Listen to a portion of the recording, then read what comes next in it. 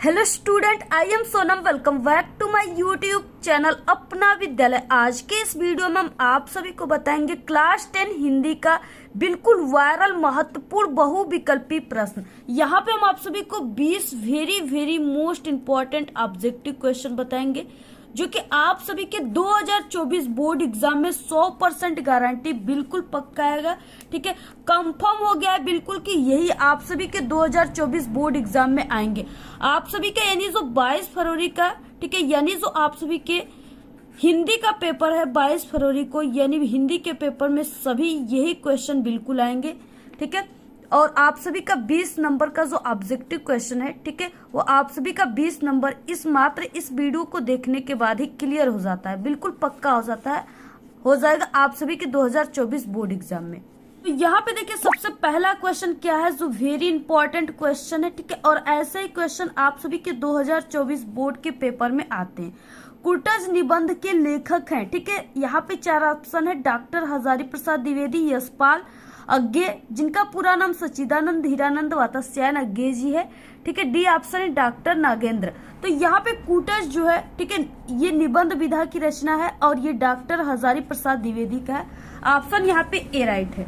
Next question है दूसरा, राजश्री के लेखक हैं। ठीक है, जयशंकर प्रसाद है, श्याम सुंदर दास है कि यशपाल है या अज्ञे जी है। ठीक है, तो जो राजश्री है ये क्या है, ये नाटक विधा की रचना है और ये जो है ये जयशंकर प्रसाद का। ऑप्शन यहाँ पे ए राइट है। ठीक है, इनका राजश्री नाटक है, अजातशत्रु है। ठीक है, इस तरीके से इनके कई नाटक हैं जयशंकर प्रसाद का, स्कंदगुप्त, चंद्रगुप्त। ठीक है, कई नाटक है, सभी को आप लोग जरूर तैयार कर लीजिएगा। जयशंकर प्रसाद का एक महाकाव्य है, ठीक है, कामयानी, उसे भी आप लोग तैयार कर लीजिएगा। और भी इनके लहर, तितली, झरना, ठीक है, इरावती, अपूर, ये सब यानी कई इनके रचनाएं आप लोग जरूर तैयार कर लीजिएगा। जयशंकर प्रसाद की सभी रचनाएं आपके एग्जाम में जरूर आती हैं। ठीक है, इसके बाद नेक्स्ट तीसरा सुल्ताना उपन्यास के रचयिता हैं। ठीक है, कौन है, किशोरीलाल गोस्वामी है या यशपाल है, राम कुमार वर्मा है या अज्ञे जी है। ठीक है, तो ये किशोरीलाल गोस्वामी ऑप्शन यहाँ पे फर्स्ट राइट है। इसके बाद देखिए नेक्स्ट है चौथा क्वेश्चन, और ये जितने भी क्वेश्चन हम आपको बता रहे ये वेरी इंपॉर्टेंट है। ठीक है, क्योंकि जो आप सभी के हर साल जो हिंदी के बोर्ड के पेपर होते हैं ना, सभी सेट के बोर्ड के पेपर में से यहाँ पे हमने चुन कर, ठीक है, छाट कर यहाँ पे लिख करके आप सभी को बता रहे हैं। और ऐसे ही क्वेश्चन आप सभी के पेपर में आते हैं। ये मत समझिए आप लोग कि काफी सरल क्वेश्चन आते हैं।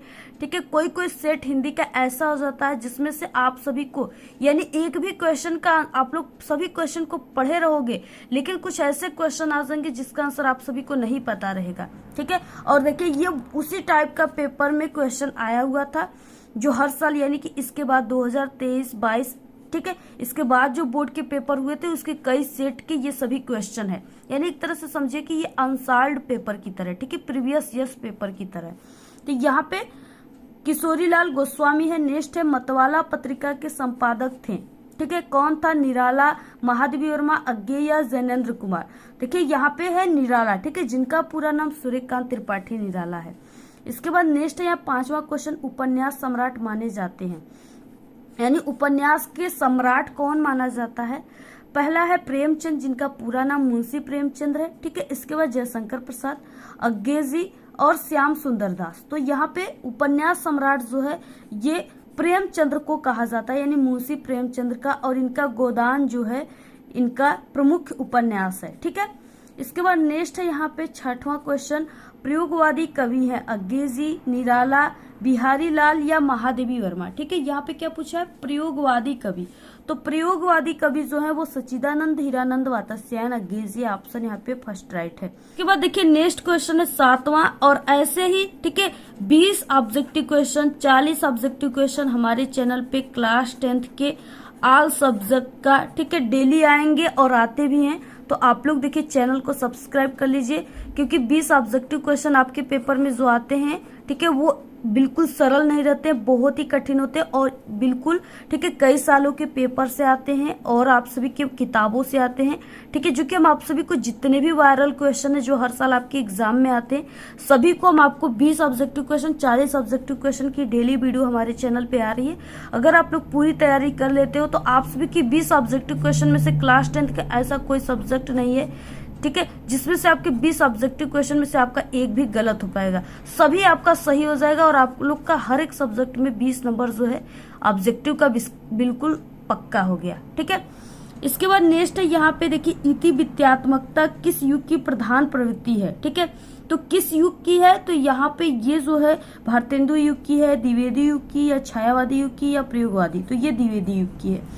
नेक्स्ट है सूरदास के गुरु थे। ठीक है, कौन थे सूरदास के गुरु, नरहरिदास थे, या विठल दास थे, रामानंद थे, या वल्लभाचार्य थे। ठीक है, तो सूरदास के जो गुरु थे वो वल्लभाचार्य थे। ऑप्शन यहाँ पे डी राइट है।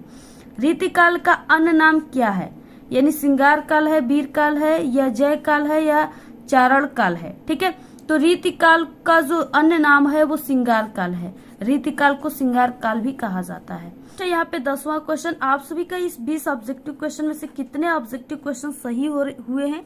ठीक है, आप लोग ऑनेस्टी के साथ लास्ट में कमेंट करके जरूर बता दीजिएगा। ठीक है, युगधारा के रचयिता हैं नागार्जुन है, त्रिलोचन है, या नागेंद्र शर्मा है। ठीक है, या अज्ञे जी हैं। युग धारा यहाँ पे पूछ रखा है। ठीक है, युग धारा के जो लेखक हैं वो नागार्जुन है। ऑप्शन यहाँ पे फर्स्ट राइट है। नेक्स्ट क्वेश्चन देख लेते हैं। नेक्स्ट 11 क्वेश्चन, किसी भी विचित्र आकृति, वेशभूषा अथवा चेष्टा को देखकर हृदय में उत्पन्न विनोद के भाव को कहा जाता है।